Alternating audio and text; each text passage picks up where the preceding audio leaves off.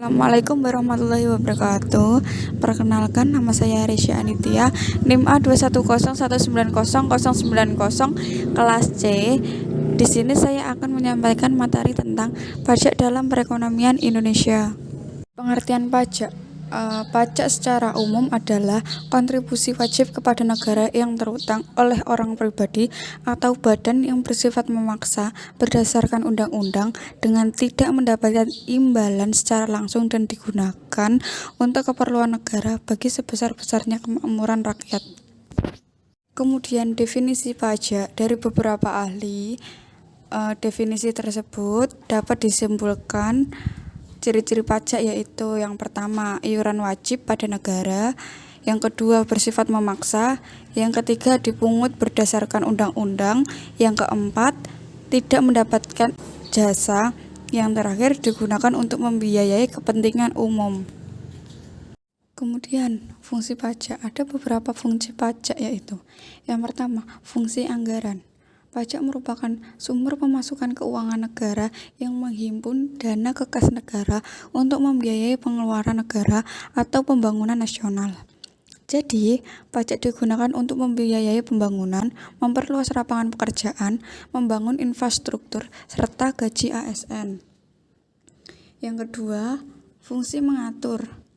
Pajak digunakan sebagai alat untuk mengatur atau melaksanakan kebijakan negara dalam lapangan ekonomi dan sosial. Fungsi mengatur sendiri antara lain, yang pertama, memberikan proteksi terhadap barang produksi dalam negeri. Misalnya, pajak pertambahan nilai atau PPN. Yang kedua, pajak digunakan untuk menghambat laju inflasi.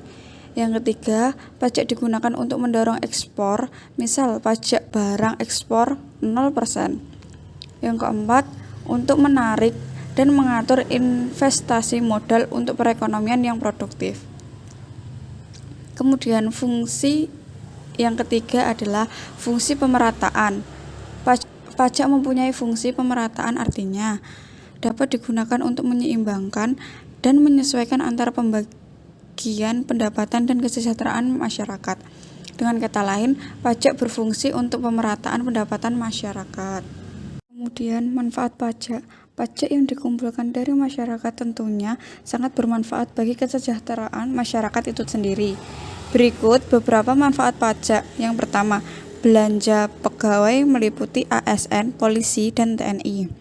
Yang kedua, pembangunan sarana umum seperti jembatan, jalan raya, sekolah, rumah sakit, terminal, bandara, irigasi pertanian, dan pasar. Yang ketiga, sumber pembiayaan alat keamanan negara dengan tujuan menciptakan rasa aman bagi masyarakat. Yang keempat, memberi subsidi seperti subsidi pupuk, bahan bakar, dan subsidi listrik. Yang kelima, membayar utang negara. Yang keenam, menyediakan fasilitas bantuan beras, kesejahteraan, pendidikan gratis bagi masyarakat yang kurang mampu. Yang terakhir, menciptakan proyek lapangan kerja serta pembinaan dan penyediaan modal bagi usaha kecil dan menengah. Kemudian tarif pajak. Tarif pajak digunakan untuk menentukan besarnya pajak terutang. Tarif pajak dibagi menjadi 4 jenis yaitu, yang pertama, tarif pajak proporsional atau sebanding. Tarif pajak proporsional adalah tarif pajak yang pengenaan pajaknya tetap atas berapapun dasar pengenaan pajaknya. Yang kedua, tarif pajak tetap. Tarif pajak tetap adalah tarif pajak yang tetap untuk setiap dasar penggunaan pajak atau besarnya jumlah pajak yang dibayarkan sama. Kemudian tarif pajak degresif atau menurun. Tarif pajak degresif adalah tarif pengenaan seiring peningkatan dasar pengenaan pajak. Yang terakhir, tarif pajak progresif atau naik. Tarif pajak progresif adalah tarif pengenaan pajak yang bertambah seiring peningkatan dasar pengenaan pajak. Kemudian asas pungutan pajak. Asas pungutan pajak. Pemungutan pajak pada dasarnya harus memperhatikan keadilan dan keabsahan. Beberapa ahli mengemukakan asas pemungutan pajak diantaranya. Yang pertama, menurut Adam Smith, dalam bukunya Wealth of Nation dengan ajaran yang terkenal The Four Maxims. Asas pemungutan pajak sebagai berikut. Yang pertama, asas equality, asas keseimbangan dengan kemampuan atau asas keadilan. Pemungutan pajak yang dilakukan oleh negara harus sesuai dengan kemampuan dan penghasilan wajib pajak. Negara tidak boleh bertindak diskriminatif terhadap wajib pajak. Yang kedua, asas certainty atau asas kepastian hukum. Semua pemungutan pajak harus berdasarkan undang-undang, sehingga bagi yang melanggar akan dapat dikenai sanksi hukum. Yang ketiga, asas pemungutan pajak yang tepat waktu atau asas kesenangan.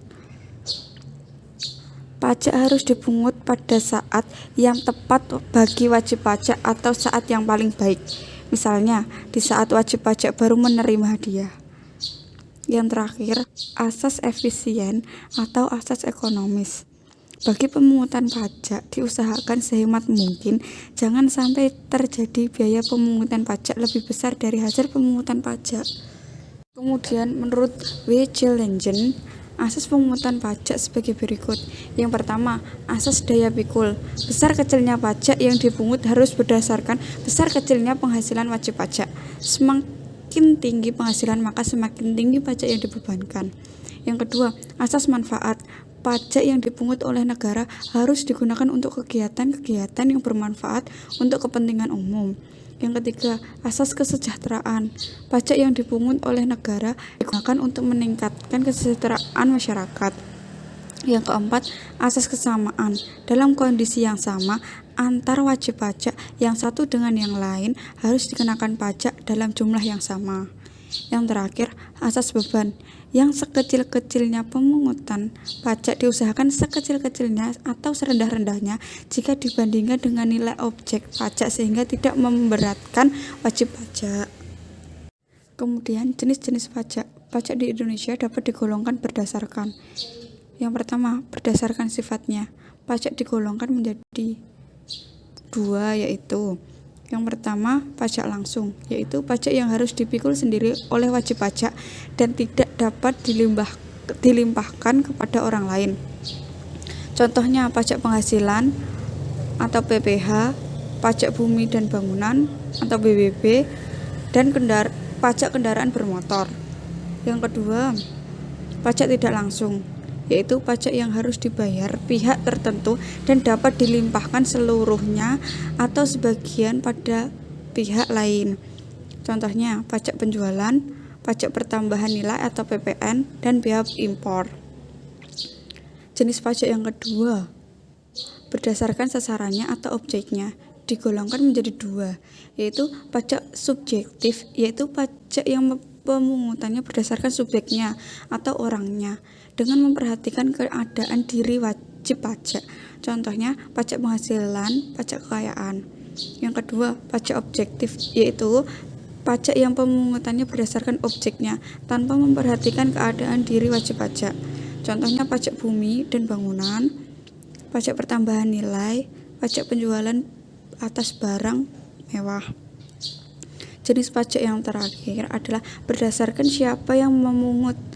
Pajak digolongkan menjadi dua, yaitu pajak pusat, yaitu pajak yang dipungut oleh pemerintah pusat melalui aparat, yaitu Dirjen Pajak, Kantor Inspeksi Pajak, Dirjen Bea Cukai. Contohnya pajak penghasilan, pajak penjualan barang mewah, pajak bumi dan bangunan.